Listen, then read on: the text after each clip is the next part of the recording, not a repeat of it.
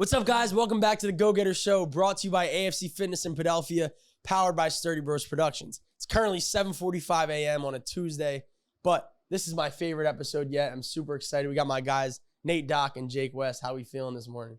Good. A little tired, but we here. That's all that matters. Feeling good. Had some coffee. I'm ready to go. Yeah, you know, they don't tell you when you're younger that cold brew is gonna get the thoughts flowing, but this is gonna be like a conversation, talking to, like we're chopping it up. Let's get right into it. I think we were talking before we started rolling, just about being yourself. And in a world where there's so many followers and a lot of groupthink, meaning a lot of people just follow the crowd and don't do things for their own happiness and their own.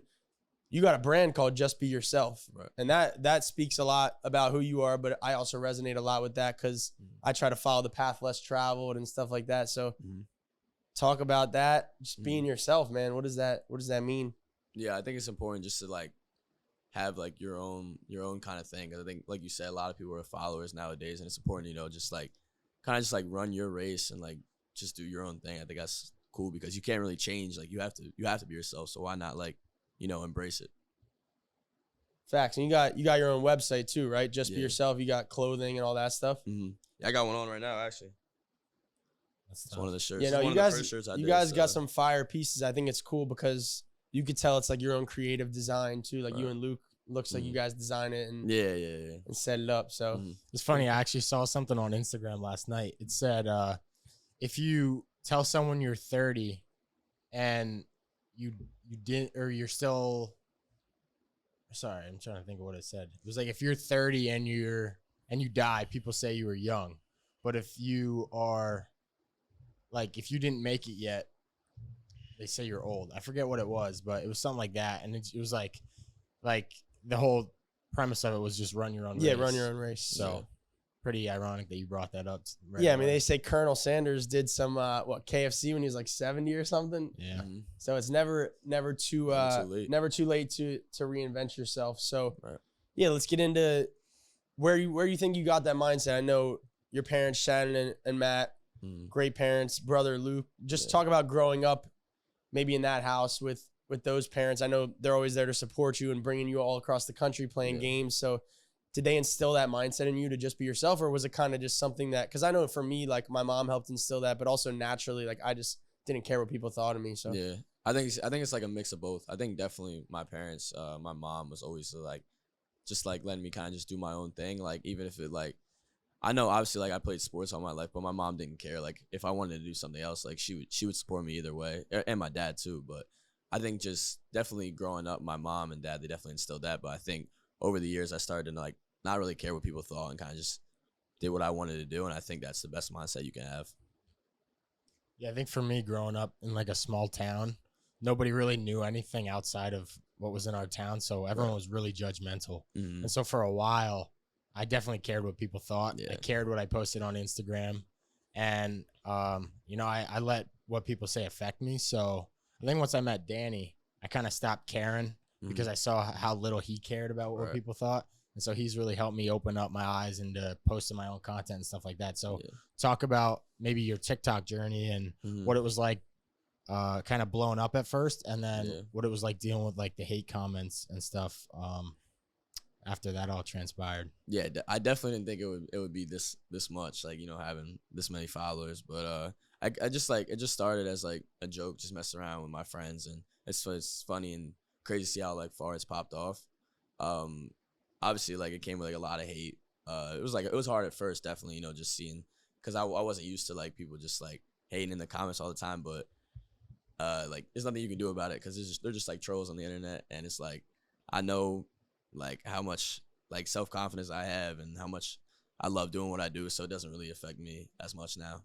It's crazy how much time people have on their hands to put stuff out there that's so negative. No, it's a liberating feeling too when you stop caring what other people think, because it's like then you're in your own head and you're doing whatever you want to do it. Right. And there's a couple places where I go with that. Like number one, nobody's really thinking about you. So like one thing that I always say, if you post an Instagram reel, and even if it's super corny or cringe, somebody might see it for 5 seconds. Maybe they send in a group chat, but they're really not even going to talk about it or remember it in 2 hours. So, I think I think that's super important. And then also just anybody who's leaving a hate comment on your thing, I just go to compassion and empathy for them. Like I've never thought to leave a hate comment on somebody's thing. Like for somebody to see a TikTok dance of just a young kid having fun, and they're leaving a hate comment, they got to be in a terrible place. Definitely, yeah. So like they're either I like when you reply to the comments like have a good day or something. I just reply to people awesome. like imagine leaving a hate comment and somebody replies have a blessed day or like I hope you're well. They're probably like, what is up with this person? Right. Because they gotta have such dark thoughts or insecurities to be able to do that. So I really just feel bad for people. But to be like when you first started, like 15 or 16, dealing with that and having that mindset is really impressive. And it does come down to self-esteem and self-confidence, and you clearly have that, which is super important why you're gonna be successful. So I think a couple times I've heard Danny say like he knows like people had said things behind their back, but then as soon as he sees them in person, they're the first to be like, oh man, I see all the stuff you're posting. Like, I'm so proud of you, blah, blah, blah. Have you ever come across an experience like that? Yeah, definitely. Like all the time. I think, there's like a quote, like, what is it? Something like until you make it or something. It's like, people hate it until you do it. Yeah. Something along those. It's like they laugh, then they cheer. Something like that. It's something like that. So I've definitely had that happen. I think like people like might, like I said, they just laugh until you do it. And then once you do it, they'll act like, or it's like the congratulations versus the what is it? Something, or it's like some congratulations, or it's like it's cringe until it's cool. Just like it's all like the same message. There's like a photo that I have saved in my thing where it's like, you know what I'm talking about? You know what I'm talking about? It's like congratulations versus something. You want to hop in here, Bri? If you know what the quote is. What is it? It's like a crowd. The support versus the congratulations. It's like just you with your support, and then the congratulations with everyone. So I think, and I don't mind that. I mean, I put the work in, and if people want to congratulate me after, it's cool with me. Doesn't matter. While we're on this topic really quick, what do you think just the whole social media landscape has done for you and your just career in general?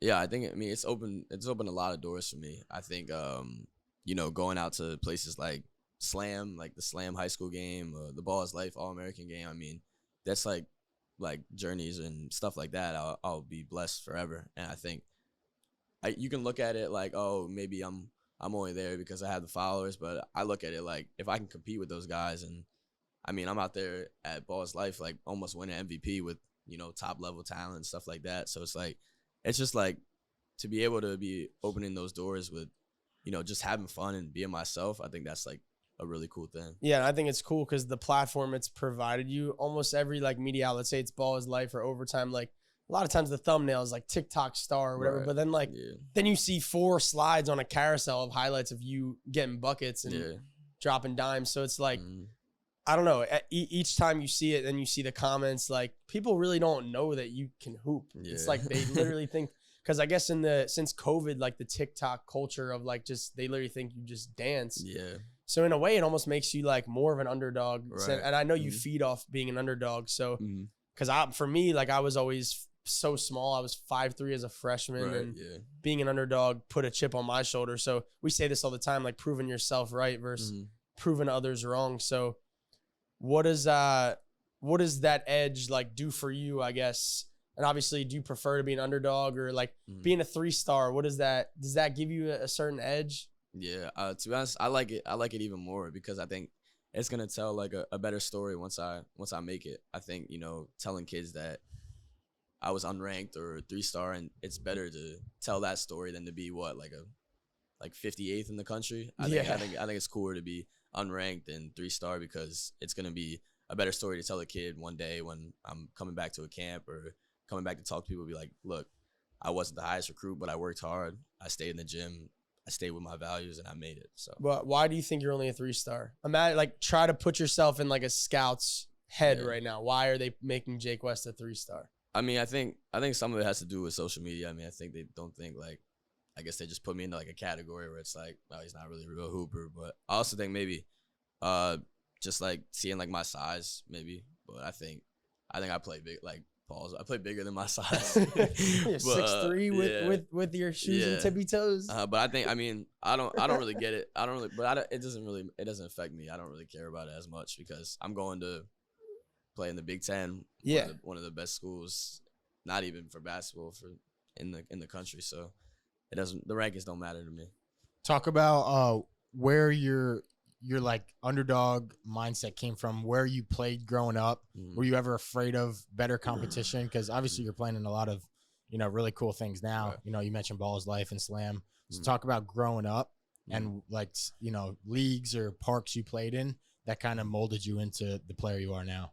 Yeah, well, like Danny said, he was 5'3" as a freshman. I was probably like 5'4". So Same size, probably. Yeah, I was always just like the littler kid, and it was always hard just playing kids that were older and stronger than me. But my mom and dad definitely built that like edge and like motivation, because they would just drop me off at like places like random places in Philly. Like I used to work out with the sheet car with like just like older guys, and it was like some dogs. Just had to figure it out. Yeah. So it's like I think it definitely came from my mom and dad, just building that into me. And I was never like, I mean, I lived in Plymouth White Marsh, but I never really played like in any of those rec leagues or anything like that. It was always going out to Philly and playing against the best competition. So I never really ran from anything. I think that's so important. It's going to help a lot of kids out there and parents for just player development.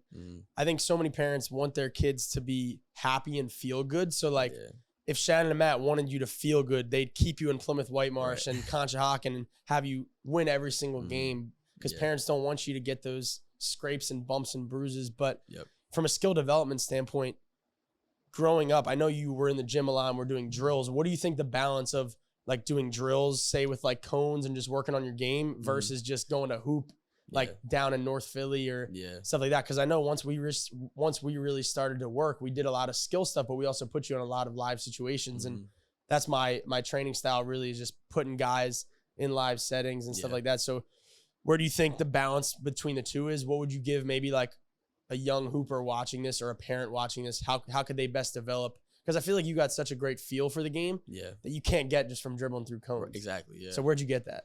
I think, it's just definitely, it's reps. It's like playing everywhere you can. I think when I was younger, like I said, I didn't run from anything. Like when there was always a game, I always wanted to play. I always wanted to do that. So I think, I think there's two different people in the world too. I think there's workout players, and then there's like real life players. So like you can be the best, like the drill warrior. I was a drill warrior growing up. But I think that doesn't affect the game, because when you're in the game, you're not gonna be doing all those moves. So it's important, to find a balance between working hard, but also, going everywhere, just getting every single rep you can, because you can't really teach like real life game things in a workout, if that makes sense. So where do you think feel comes from then? Is it just developed by playing in like so many games? Do you think it's like God-given? Do you think like, because you have a feel that I was never able to develop. So like as a trainer, I'm constantly trying to figure out how to get guys to get that. Because I was that drill guy and I didn't hoop enough. But even once I started to hoop, I just never could develop as good of pace or feel that you have. You have some of the best feel that I've seen. I'm not just saying that. Yeah. So I don't know. I don't know if Nate has anything to add to that, but yeah, I mean, growing up for me, I was never a skilled drill. Just like I would do the same thing you did. I went to the park and just hooped, and I was always the smallest, worst one there. But I mean, it paid off long run. Yeah, but even I know you would hoop in your driveway too by yourself, right? So I mean, I would just like prop my phone up and like recreate drills or moves. Yeah. But like I never had a trainer. I just would literally go to like Allentown, and my mom would literally drop me off, same thing, and hoop. So I think watching hoops is also like underrated. I think observational learning. Yeah, I get like the pace and speed. I watch like a lot of players that help me do that. Who do you watch? It's not even like a certain player. It's just like literally just watching the game. Like I just watching the playoffs and watching the way like they move, and like the NBA players, you'll see like a lot of stuff that's different from NBA to your local like rec league or something like that for kids watching. So I think that's lacking a lot too. Obviously, like we're in the player development space and we train a lot of kids, but I think a lot of times kids nowadays think they can only work on their game when they're with a trainer or a coach. And like I had my backyard where I was out by myself and my big brother, like Nate was in his driveway. I'm sure you and Luke were in the driveway, the GPCC. Right. So like kids, if you guys are out there, you need to be working for every hour you're with a trainer or a team. You got to work probably double by yourself because that's where you're really going to separate yourself. So, let's transition into, I guess, when we first started working out, summer 2020. Well, so I've known you for a really long time because we're from the same area, and I'd be in the gym. You'd normally be on the other side just working out. Yeah. So I just remember you being like this big, and always just being impressed with how skilled you and Luke were. And then we first started in 2020 back in the backyard and just built to this. You came to some of my college games, did some photos back in the day. Yep. But no, man, it's just been great to see you grow up from a little boy into a 19-year-old young man now about to go to college. So, yeah, man, it's just been a blessing to work together. And definitely. Yeah, man, that's it. That's all I got to say. I don't know. Well, let's talk about how it all started when it transitioned from you were admiring him from afar to actually working with him. Yeah. Well, so I just knew him like as a young kid, and then like this was probably 8th grade, 9th grade, COVID. Yeah. And then I just started training kids in my backyard 2020, and then him and Mike started coming to the backyard, and then just from there every summer we would get in and kind of build a relationship from there. The Zoom calls too. Yeah, so I did Instagram live ball handling workouts. Like that's when I first built my brand. We did it for Monday through Friday, 3 p.m. for free for 6 weeks. Yeah. In like March and April of 2020. And Jake and Luke were like one of the most I think they came every single day. It was like for 6 straight weeks. Shannon would post them on this story of them dribbling. I could B-roll some clips, but definitely. Yeah, that was just, it's cool, man, because that's how like I originally started, and that's really, I feel like when Jake started to grow and get good. And then, I mean, obviously there were so many, I think the cool part about him is he's not closed-minded, and I'm not closed-minded, so it's like he works with Kenny, he works with other trainers and coaches because he gets bits and pieces from everybody, and that's what I think makes you so successful. So yeah, man, it's dope. Ask him about the journey coming up. Don't just gloat over him. Ask him about like. Sorry if I was gloating. No, that was good. No, you're right. When he first started taking basketball seriously. Yeah, good idea. PW to Carroll, ask about the whole journey. Yeah, so obviously we got into that, but when did you first really start? Like, did your dad put a basketball in your hands, and then when did you start really taking it seriously? I know for me, it was my 8th grade. The spring I got benched in White Marsh Travel, and I was like, all right, now's the time. I got to go to the GPCC for 6 hours a day. So talk about like when that switch hit where you were like, I got to lock in, and then your high school days. And we'll get into that. Yeah. Growing up, I played a lot of sports. So I think I played soccer, lacrosse, basketball, baseball, football. So I played all those sports all the way up into 8th grade. So I think it's important for kids, to try like a bunch of sports, because for sure overtraining and like pressure and stuff like that, you don't just want to focus on one sport, because that could burn you out. So I think it's important, just to play a lot of sports, because you want to find what's the best one for you. And I think my 8th grade summer going into high school, I was like, I just want to focus on basketball, because baseball was kind of getting boring.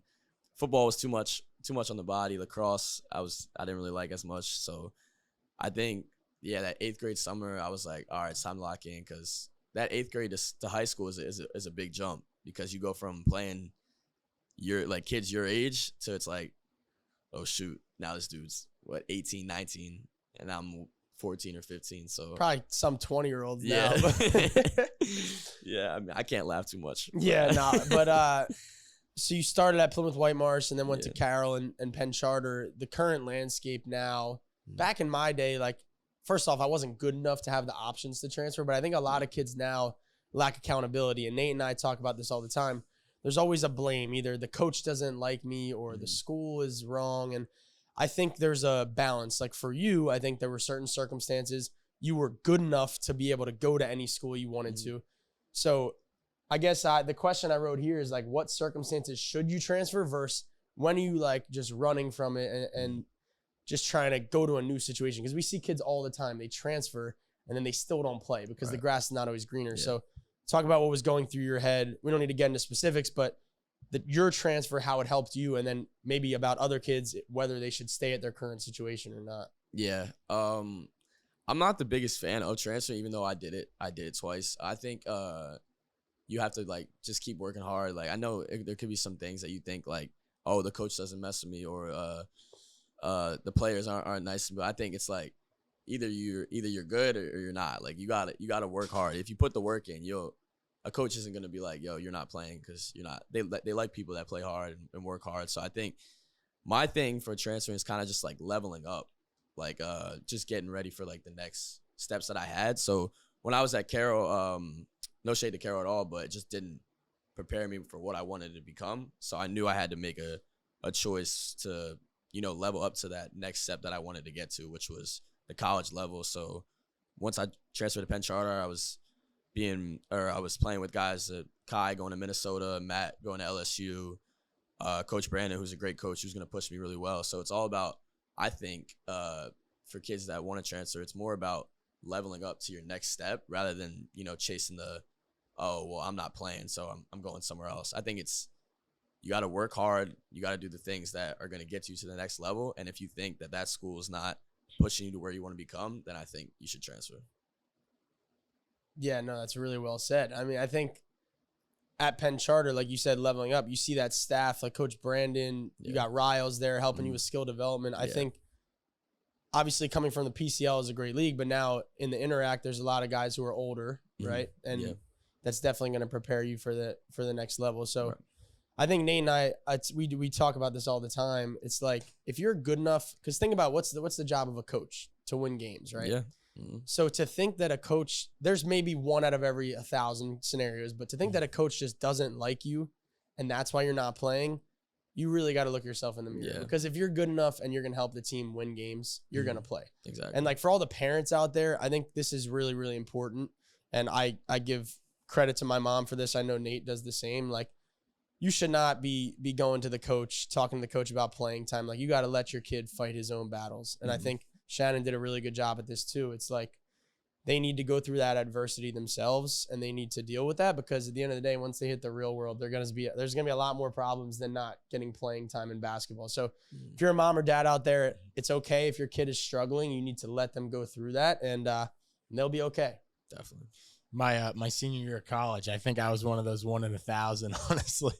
But no, I didn't quit though. And but you stuck it out. It probably taught you a lot, right? Yeah, it taught me a lot, and it was one of the hardest moments of my life. But it's not like I was like, oh, I'm going to transfer, or I hate the team. But it honestly pushed me to like try so much harder in practice. So for all you guys out there that are, in a tough situation, just stick it out and you'll see the light at the end of the tunnel. Well, from your situation, I don't even think the coach didn't like you. It was that he just brought in a freshman who he wanted to develop more. So sometimes, that's what happens. The ball doesn't roll your way. The ball doesn't roll your way. And we obviously believed that you were better. Yeah. Right. But even then, like, if you were really like way, way better, I feel like there'd be no chance that you would, you know what I'm saying? So like at the end of the day, it is in your control. Like, if you are good enough and you got to make it so that there's literally nothing that the coach can do to keep you on the bench. And then if you're still not playing, okay, now maybe it's a problem. Yeah. I got a similar story to that. I was 15U. I was playing with Team Final, and this is when I was like, I just reclassed. I was like 5'9". I think I was like the 10th man on the team, so I like barely made the team, EYBL team. I remember going down to session 2. I wasn't really playing much session 1, maybe like I was averaging like 4 points, like getting in just like point guard, like passing and stuff like that. And then session 2, I remember I wasn't playing like at all. I was getting in like 2 minutes, like 0 points, like nothing. I was telling my dad, like, I want to leave. I'm leaving. I'm going to a different team. My dad's like, no, you got to stick this out. Like, you got to keep going. So I thank him for that, like, because that was big. So the last game of the tournament, one of our other point guards gets hurt and like his like body, like he was done. So like it was like my time, I guess, to play. And I was just like mad like the whole tournament. So I went out there and I think I had 29 points in an EYBL game when I was like 15. And it was against like one of the best. I think it was Indy Heat, Indy Gym Rats or something like that. And like I thank my dad for that, because he helped me stick through adversity and just like stick with it. And now I was a starting point guard at 17U, 16U. So I guess it's important, just to stick through it, because there's light at the end of the tunnel. Yeah. Yeah, I think and now you're going into Northwestern, Big Ten, which is no joke. I mean, they're NBA players every year coming from the Big Ten. And I know they got some point guards there. They got some transfer point guards in there. But I think you're going to be ready for that. And, well, obviously, we believe and want you to play and be first team all Big Ten. Like, if it doesn't go your way in freshman year, you're not playing that much, I think you're equipped to deal with that, right? And you're going to – because you dealt with that from a young age. So – I think that's sort of talk about what are you excited about with Northwestern? My mom actually went there, so but I've never been out there, so I'm excited to get out to Evanston and got a lot of players in the Big Ten actually. So definitely we'll be at that Northwestern Iowa game, Jake West versus Brendan Hawson. I hope you guys guard each other too, because that'll be fine. You guys will probably each drop 30. No, I'm just kidding. I'm just both kidding. cones. Yeah, not both cones, but yeah, what are you excited about Northwestern? And talk about Coach Collins and Bryant. Coach B and your decision in going there? Well, first off, I think it was just like a dream as a kid just to play college basketball. So I think first off, just getting there and playing college basketball is going to be awesome. But also just kind of just bringing my value from, I mean, I've been in Philadelphia, I've been in Pennsylvania my whole life. So 19 years of that, and now bringing that to Chicago, I think that would be really cool. Just, bringing my identity and what I do to Northwestern is going to be a lot of fun. So just playing college basketball and then just bringing who I am to Chicago. Talk about the recruiting process for yourself, what it was like, and why Northwestern was the fit for you and Coach Collins, like Danny said. Mm-hmm. Talk about that a little bit. Yeah. The recruiting process, it's different for everybody. Everybody has a different way of how it goes for them. I think mine was a little unique. Kind of picked up, I'd probably say, like junior summer. I had a couple offers sophomore summer. I think I had Lafayette, Penn, Drexel, Fairfield. So some low major offers, which were still great to even get nowadays. But yeah, the junior summer is when it picked up. I think I had averaged like 19 points first session EYBL. So I got a lot of looks from there, but it was definitely a process. It was up and down. Like, I mean, coaches, like you said, they have to win games. So they're definitely nowadays, like they're big on the transfer portal and making sure they keep their job. But I think it just went up and down. I think I had a bunch of different ones. I had, big high majors saying like, yo, if you commit right now, we'll take you. But then I also had other schools like, just like give me that real recruiting process, which I liked. So it was definitely a lot. But I think the reason I chose Northwestern is just because it had the same values as me. Like they're a chip on their shoulder type of team, underdog. They just play really hard. And I think Coach Collins has done well with people like me, point guards, developing them. Like he said, Boo Booey, who 4-year point guard, who he developed really well. Brian McIntosh, who's there right now, same thing. So I think they just had the same values as me, and that was a perfect fit. Did they tell you they got good tutors out there or what? Hopefully. That's what top 10 school in the country. I know I would probably need a tutor. But so you talked about going to all these showcases and like not ducking any smoke and stuff like that. What's it like seeing guys who you're better than and have given buckets to get higher offers than you and get more recognition? Because I can imagine how difficult that might be. Yeah, I think right, and because like you see guys all the time, like they'll get drafted like 17th in the first round. They'll be like, I got the first 16 in my head, like every time I play them. So you don't need to say any specific names, but I'm sure there's people who like you're better than that have gotten bigger offers. But yeah, I think I definitely got wrapped up in that when I was younger, like the offer thing. But I think like I said before, like run your own race. Like I think it's important to just know that you're not like everybody else. So I think I found my home in Northwestern, and I got a great opportunity to play all those guys again that are going to the Big Ten. So people that are going to like say Rutgers, Maryland, like all those Michigan State, Michigan, all those high level programs that have rich history, like those top level guys, and I'll see them again and I'll prove it again that I'm better than them. So I think it's really cool that I get to just play against high level talent again and keep proving myself. Right. Love it. And you're a winner too. That's the biggest thing. That's what people are going to see. So yeah, we got a couple more. Let's talk about just your brother Luke. I think it's been cool to have him around in workouts. Past couple years, he's worked out a lot with you and Mike and some of the older guys, and we've definitely seen the growth. Like from the beginning when he couldn't even get a shot off in some of the live drills to now, like sometimes he's crossing up Mike Green. Mike Green's like all the way out of Nate's screen. But no, it's been cool to see. So, talk about what it's like having a little brother and Luke's potential just as a person and a basketball player. Yeah, I mean, having a little brother is awesome. It's like a built-in best friend. Like, he goes everywhere with you. So I think it's really cool that, I mean, first off, that he likes basketball as much as me, that he's able to, come to, I mean, he probably doesn't like it as much as me. Definitely not. We got to get him. We got Luke, you're probably sleeping right now, but. Probably is. Too early for Luke. What did you say? Too early for Luke. Yeah, way too early. But, just like that he's able to, come to the workouts with us. And like you said, like, just being able to see his growth, like, it's awesome to see, like, how he's kind of going to probably have the same journey as me. Like, he was smaller. Now he's sprouted up to like 5'10" now, which is awesome. So it's just like really cool to be able to see, like a I don't even want to call him like a miniature me, but like a younger brother to be able to sprout up and grow and, you know, have a similar journey to me. Talk about your role as a role model to him, and even off the basketball court, like, you know, he looks up to you a lot. So, you know, obviously you've been through a lot, and, you know, the rising fame, talk about all that. And he has a little following himself too. So talk about how you guide him through all those things. Yeah. I think he definitely deals with a lot, you know, being my younger brother. Definitely comes with some I mean, I don't know, it's just some stuff that he deals with, and I know it's tough, but I think it's cool for him to see that I've already been in his shoes, and to see someone that maybe when I was younger, there were some times where I was like, well, am I ever going to grow? Am I ever going to be strong? Am I ever going to be able to be that? And I think it's cool for him to see that I've already done that, and to, you know, kind of just trust that he will get there, because if he puts the work in like I did, he'll get there. Love it. All right, we got a couple quick ones. All right. Let's go just rapid fire, under 10-second answers. Favorite shoe to hoop in? Kobe's. What's your overall goal or dream with basketball? Playing the NBA. You have a favorite team that you want to play for? Anyone. Doesn't matter to me. Would you do the NBA dunk contest if you were asked to do it? And would you have Nate hold the ball for you?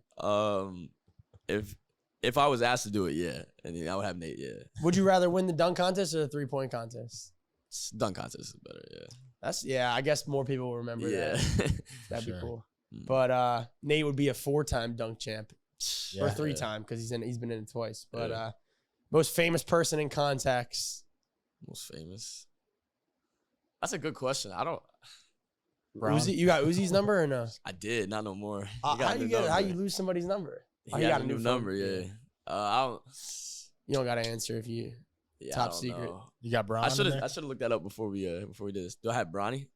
Or Bron? I don't know. Oh man.